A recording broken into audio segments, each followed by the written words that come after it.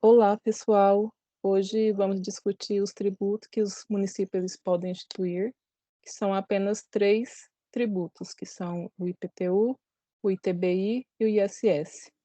Nosso grupo é formado por mim, Kelly, Roberta e Thaisa. Vamos começar aqui abordando as principais características do IPTU, que significa Imposto Predial e Territorial Urbano. Ele é imposto dos municípios, mas também pode ser exigido pelo Distrito Federal, que tem sua competência cumulativa. Ou seja, o Distrito Federal ele pode instituir tanto impostos estaduais, como, por exemplo, o ICMS, TCMD, IPVA, quanto impostos municipais, como o IPTU, ITBI e o ISS. O IPTU ele é uma espécie de tributo cuja arrecadação, em regra, não é vinculada a uma atividade específica. Ou seja, não é porque seu vizinho paga o IPTU que aquele dinheiro deve ser gasto na sua rua. O valor ele é arrecadado por um Caixa Geral do Tesouro e de lá ele é destinado de acordo com a lei orçamentária e as regras constitucionais.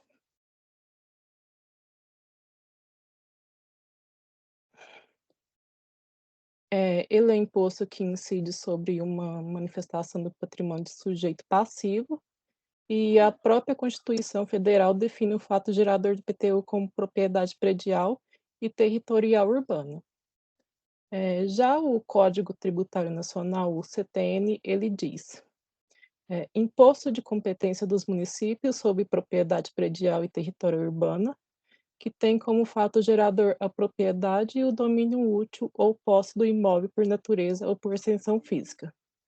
Tem que ser localizado na zona urbana do município, portanto, o IPTU ele incide sobre a propriedade, posse ou domínio útil de bem imóvel por natureza. Então, por isso, ele é territorial, ele é o terreno. Porém, ele também é predial, porque ele incide sobre a propriedade, posse de bem imóvel, por seção física, que é a construção e a edificação.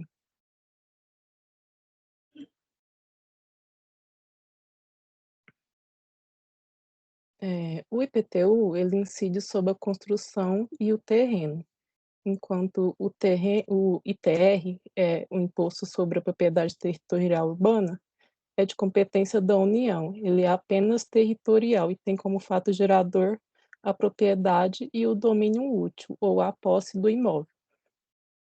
E observem que aqui não tem prédio, mas tanto o fato gerador do IPTU quanto do ITR se relacionam como bens. Eles são impostos reais, não estão interessados nas condições pessoais do contribuinte. Já o contribuinte do IPTU é o proprietário do imóvel, o titular do seu domínio útil ou o seu possuidor. O Tribunal de Justiça, o STJ, é, ele entende que para ser considerado contribuinte do IPTU, o possuidor deve exercer a posse do animus definitivo, que significa a intenção de se fixar definitivamente.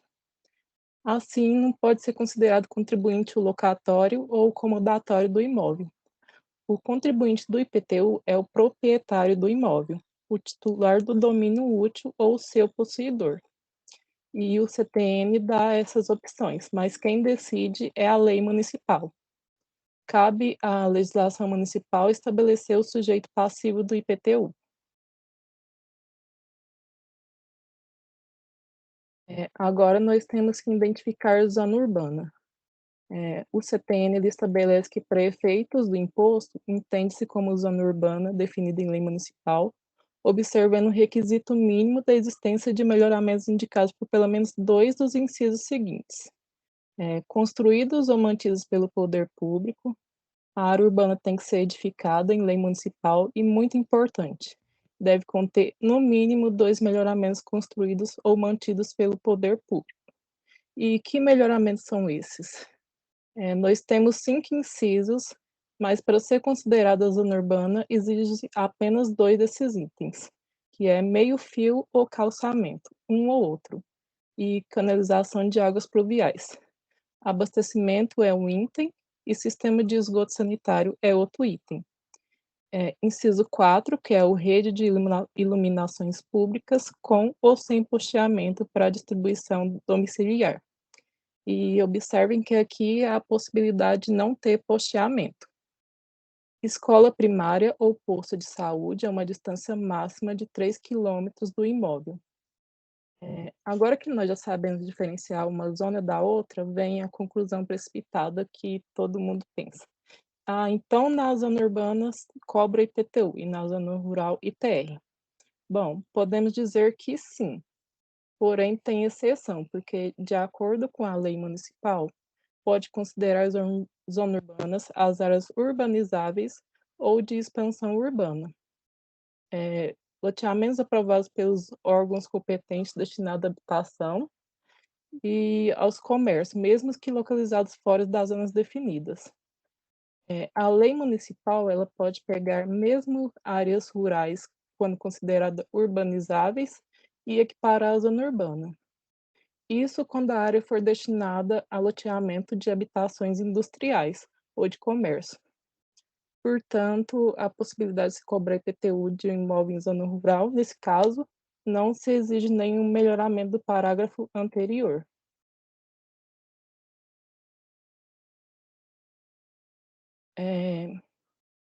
O critério escolhido pelo CTN para instituir IPTU é a localização do imóvel, localizados em áreas urbanas ou equiparadas, mas tem uma exceção. O artigo 15 do Decreto-Lei 5.172, ele diz que o disposto não abrange o imóvel que comprovadamente seja utilizado em exploração extrativa vegetal, agrícola, pecuária ou agroindustrial, incidindo assim o ITR. Então, o imóvel localizado na área urbana pode ter incidência de TR, desde que tenha destinação rural, ou seja, tem que ser utilizado em exploração extrativa vegetal, agrícola, pecuária ou industrial. Com isso, o STJ entende que o critério da utilização deve ser utilizado em conjunto com o critério de destinação. Portanto, para incidir IPTU, não basta que o imóvel seja localizado em área urbana. O imóvel não pode ter destinação rural. Então, o imposto incidente sobre o imóvel considerado rural é o ITR, que busca desestimular a manutenção de propriedades improdutivas. E logo ela tem finalidade extrafiscal, que é uma característica constitucional do ITR. Ele será progressivo e terá suas alíquotas fixadas de acordo com a destinação e a manutenção de propriedades improdutivas.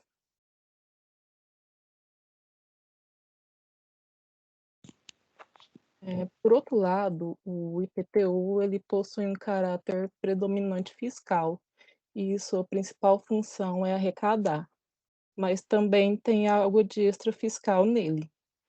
O IPTU ele faz parte da política urbana, uma ferramenta utilizada para estimular o cumprimento da função social da propriedade. Vou dar um exemplo aqui. Vamos imaginar que algum imóvel em um determinado bairro tenha um imóvel lá só a título de especulação imobiliária. E o dono deixa o imóvel lá parado só para aproveitar a valorização do terreno, e o terreno está lá baldio, só acumulando lixo. Isso não é interessante para o município, e muito menos para as pessoas que moram ali perto. Então, como que o prefeito pode pressionar o proprietário? O proprietário ele pode sofrer penalidades de parcelamento ou edificação compulsória, IPTU progressivo no tempo, desapropriação com pagamento mediante a dívida pública de emissão previamente aprovados pelo Senado Federal, com prazo de resgate de até 10 anos em parcelas anuais iguais e sucessivas assegurado ao valor real da indenização e juros legais. O proprietário ele é notificado a cumprir a função social da propriedade. Se ele não deu nenhuma bola e continuou inerte, com as consequências do descumprimento, vêm as condições e prazos da Constituição Federal. Ele admite progressividade extrafiscal e as alíquotas do IPTU podem ser progressivas com base no tempo. elas podem ser elevadas pelo prazo de 5 anos consecutivos. Se inicialmente pagava uma alíquota de 1%, passa-se a pagar maior, obedecendo a seguinte restrição: não pode receber 2 vezes o valor referente ao ano anterior. No nosso caso, não pode ser mais do que 2%. Não pode ser maior do que a dobra de um ano para o outro. Passou mais um ano, se o proprietário manter o imóvel subutilizado, passa para 2. Aí passou mais um, pode ir para 4. Passa mais um ano e nada, vai para 8. Aí o limite fica restrito a 15%. Mas para que a progressividade não venha gerar um efeito confiscatório, e assim mesmo o proprietário não cumprir a função social, a alíquota máxima vai ser 15%. Passa-se 5 anos de cobrança do IPTU progressivo, sem que o proprietário tenha cumprido a obrigação de parcelar, edificar ou utilizar o imóvel, o município pode proceder com a desapropriação do imóvel.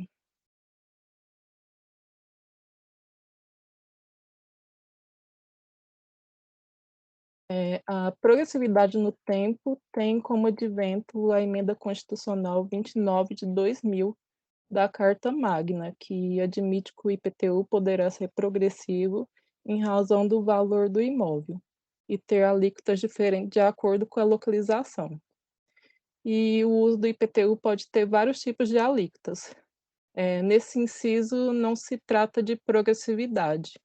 O município ele pode aplicar alíquotas diferentes de acordo com 2 critérios, como, por exemplo, alíquotas diferentes para bairro de classe média e classe baixa, de acordo com o uso, se o imóvel é residencial, comercial, industrial. Também poderá ter suas alíquotas diferentes. O inciso primeiro que admite a progressividade fiscal. O objetivo do IPTU, então, é arrecadar. O IPTU ele pode ter alíquotas progressivas em razão do valor venal do imóvel, porque a base de cálculo é maior, ou porque o imóvel é mais caro. Quanto maior progride o valor, maior poderá ser a alíquota aplicada. E com isso, o IPTU está atendendo ao princípio da capacidade contributiva. A súmula do STF diz que é inconstitucional a lei que estabelecida antes da emenda. Então, antes da emenda 29 de 2000, alíquotas progressivas para o IPTU, salvo se destinada a assegurar o cumprimento da função social da propriedade urbana. Assim, antes da emenda, só era possível a progressividade extrafiscal do IPTU e do ITR. O imposto de renda, ele é outro caso, também pode ser progressivo, mas como ele é imposto pessoal, quem editou a lei prevendo a progressividade fiscal do IPTU antes da emenda, então ela é inconstitucional. E a partir da emenda 29, tornou-se possível a progressividade das alíquotas, com base no valor do imóvel.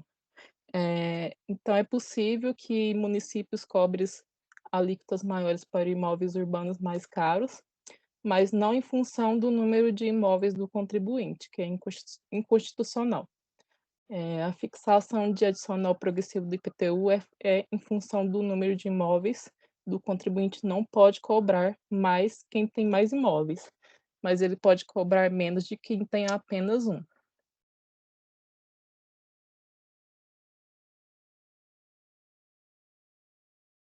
O artigo 33 do CTN, a base de cálculo do imposto é o valor venal. O valor venal é a estimativa que o poder público realiza sobre o preço de determinado bem.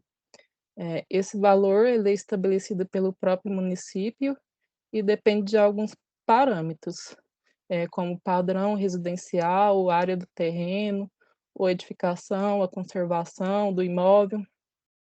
E o IPTU está sujeito tanto aos princípios da anterioridade do exercício financeiro, quanto à noventena. Porém, as alterações da base de cálculo do IPTU não estão sujeitas ao princípio da anterioridade. O IPTU também é sujeito ao princípio da legalidade. Mas cabe destacar que a possibilidade de atualização do valor venal mediante o decreto, porque o STJ ele entende que é proibido ao município atualizar o IPTU mediante o decreto em percentual superior ao índice oficial da correção monetária. E, para finalizar, o lançamento do IPTU ele é feito de ofício.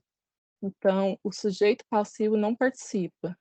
Ele não precisa prestar declaração nem antecipar valores.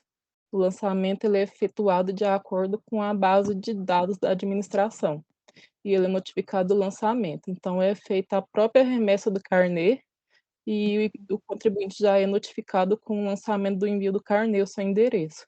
Ele recebeu a cartinha do carnê, ele já está notificado do lançamento. Agora eu passo a palavra para a Roberta. Então, vou falar, Roberta, né? Vou falar sobre o ITPI. Então, o PI ele é um imposto municipal, que é um imposto sobre transmissão de bens do imóvel, né? E esse imposto ele é cobrado quando se faz compra e venda de imóveis, que é cobrado. E a pessoa tem que fazer esse pagamento para liberar a documentação, né, do produto que é comprado ou que seja vendido. Então, o ITPI ele tem as porcentagens, né, de acordo com cada estado e cidade. Por exemplo, São Paulo, eles fazem pode variar de 3% a 2% desse ITPI, da cobrança de porcentagem da alíquota. Aí coloquei uns exemplos que por exemplo, de Uberlândia, que é a cidade, achei no site mesmo, fala da base de cálculo, né, de acordo com o artigo 7 da Lei 4871, 89, determina a base, vai ser através do valor do bem, né, e tem a transmissão também vai ser a estimativa que eles fazem para fazer o valor do bem, que é a base de cálculo. Isso é o próprio estimativo fiscal, quem faz isso mesmo é a própria prefeitura da cidade que vai fazer esse cálculo, como vale o bem. Então, essa alíquota, ela, aqui em Uberlândia, normalmente, quando é sistema financeiro habitacional, que é uma população clássica de menor renda, eles fazem o valor financiado, que é de 0,5%, e 2% sobre o restante. E tem a transmissão e cessão de título oneroso, que é o de 2%, e também as demais transmissões e cessões, que é 4%. Aí fala também quem paga nesses tipos de impostos. Então, esses impostos são, por exemplo, quem paga são cessionários, adquirentes que têm esse bem pode ser cedido ou transmitido. Tem a permuta, né? A permuta ela é uma troca como se faz uma troca de um imóvel, né, por outro imóvel, e pode ser qualquer tipo de imóvel que faz a troca. É construtora também que tem loteamento, que tenha direito de propriedade de bens, também vai pagar esse imposto ITPI. Então, como é que faz esse pagamento? Eles criam, por exemplo, a prefeitura pega esse valor, né, que estima esse valor do ITPI, depois que você faz o pagamento disso, que é um documento que chama documento de arrecadação de tributo municipal. Aí, depois que faz esse pagamento, que eles liberam lá, né, o imóvel. Vou falar agora um pouco sobre como que vai funcionar esse registro do imóvel. Então, o registro do imóvel, normalmente, eles pegar a documentação da pessoa, né, RG, CPF, a profissão da pessoa, o registro de nascimento, casamento, cópia de comprovante de residência, né, para fazer o registro desse imóvel. Então, quando se faz o registro desse imóvel, depois que pagou lá o imposto, que eles vão liberar, também tem que registrar o documento também no cartório, né, que é de registro de imóvel, e normalmente o prazo o média de 30 dias. Agora eu vou falar um pouco sobre algumas incidências que tem de transmissão, né, de esses imóveis. Tem o ato oneroso. O ato oneroso, ele é é uma transmissão que faz de doação de imóvel. E tem o próprio bem de imóvel. Esse bem de imóvel, quando se tem um imóvel, né, o solo lá do imóvel, um espaço que você tem. E intervivos, que é o ITPI, quando ele faz a transmissão desse imóvel, né, de compra, de venda, é isso que ele fala intervivos, que é referente à compra e venda, que é de pessoas que estão fazendo a compra, que são tipo, vivas, né? Que tem um outro imposto, que é o ITCMD, ele é cobrado só quando pessoas causa de morte, causa de morte ou falecimento, né? Que tem esse imposto aqui, que é o ITCMD mesmo. Aí eu vou falar um pouco aqui sobre incidência sobre transmissão de direitos reais do imóvel, exceto os de garantia. Então, os direitos reais são os direitos que são estabelecidos lá no Código Civil, né, de 2002, que é um artigo 1225, que a gente fala dos direitos reais.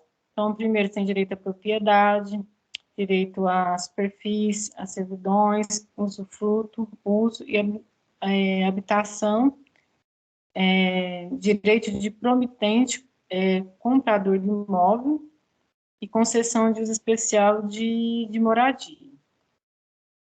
E tem também a concessão de direito real do uso.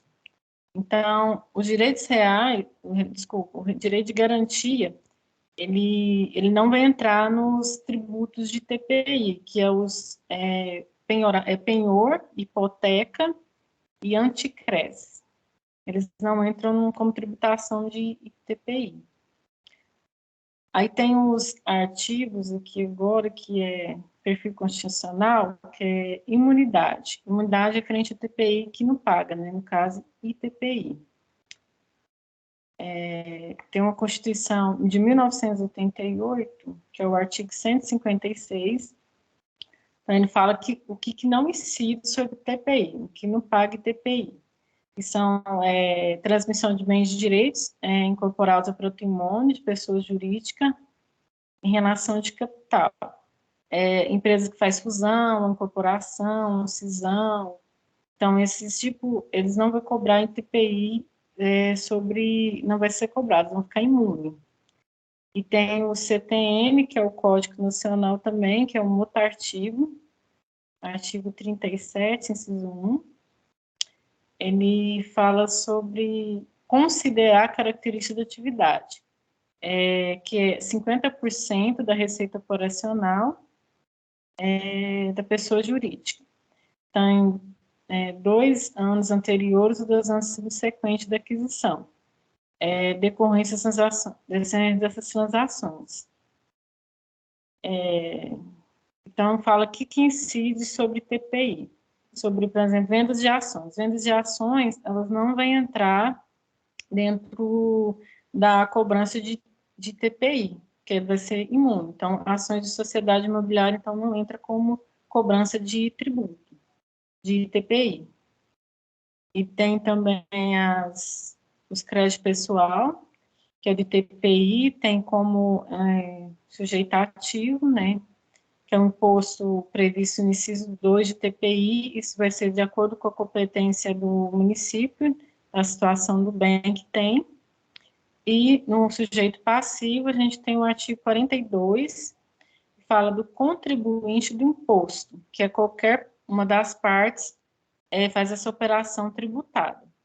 Então, é essa parte que eu falei de TPI. Então, TPI, finalizando, é o tributo, né, que o município cobra, isso vai variar de acordo com cada estado, e cada estado tem a porcentagem ali de alíquota que é cobrada.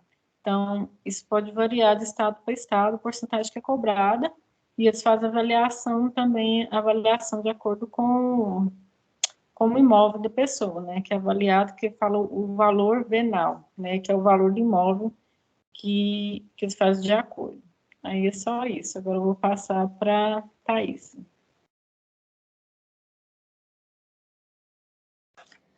Olá, pessoal. Então, eu vou dar sequência na apresentação. Vou falar um pouco sobre o ISS. ISS ou ISSQN, que são as duas siglas que o pessoal utiliza, né? Então, depende de cada município. O que é isso? É o imposto sobre serviços ou o imposto sobre serviços de qualquer natureza, né? Ele é recolhido pelos municípios e pelo Distrito Federal também. Quase todas as operações envolvendo serviços geram essa cobrança desse tributo, o que faz dele extremamente importante, né?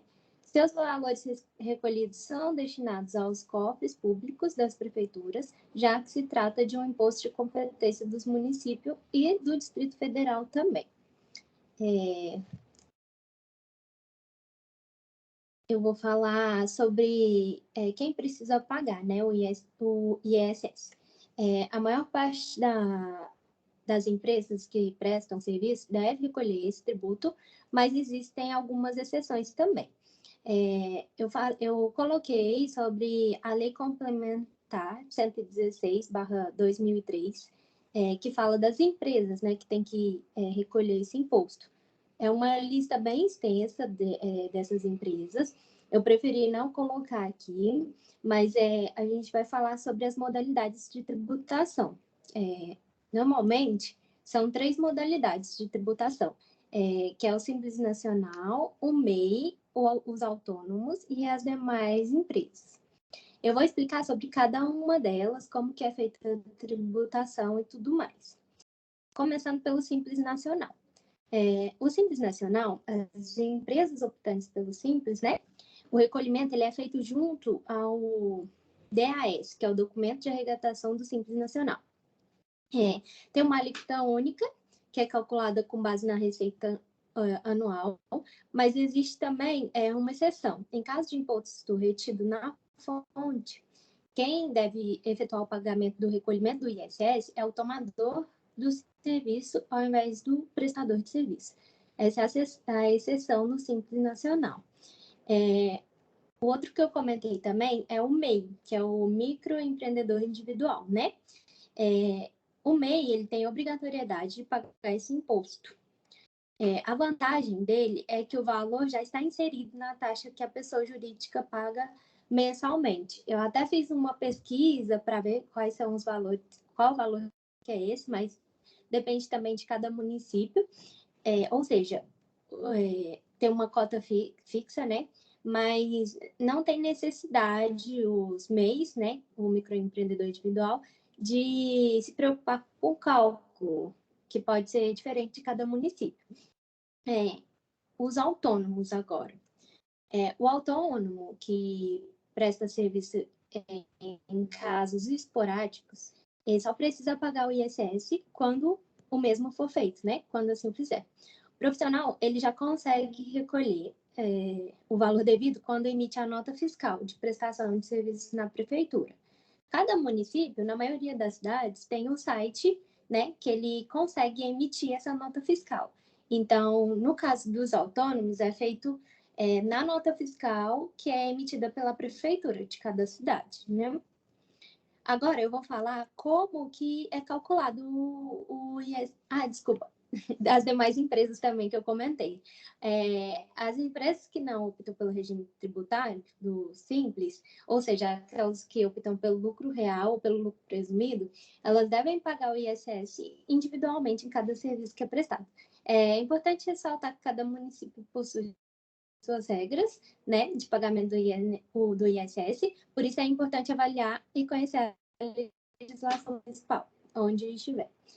Agora eu vou falar um pouco sobre o cálculo, como que ele é feito, né? O cálculo do... Desculpa. O cálculo do ISS, a alíquota pode ser diferente de cada município, igual eu citei anteriormente. Tem uma alíquota mínima de 2% e uma alíquota máxima de 5%. Não necessariamente vai ser 2% ou 5%. Existe município, por exemplo, que cobra um valor de 4%, então depende, mas sempre fica entre esses dois valores. Agora sobre a isenção, né? Isenção e as variáveis que eu vou comentar aqui. Quem que possui, né, esse tipo de isenção? A isenção do ISS ele pode ser regulamentado individualmente em cada município, que pode oferecer hipótese de isenção ou até mesmo redução da alíquota. Então, cada caso é um caso, né? E cada município é de uma forma. Então, é tratado individualmente, nesses casos, quem vai ter a isenção da alíquota ou quem pode ter a redução na alíquota. Na situação da prestação de serviço fora do Brasil, ou são feitos no Brasil, mas traz resultados fora do país, não incide o pagamento do ISS. Então, nesse caso, o ISS não é cobrado, então ele é isento. Agora eu vou só dar uma breve explicação de como é feito o cálculo do ISS. É bem tranquilo, eu coloquei um exemplo bem simples, para ficar bem nítido para todo mundo.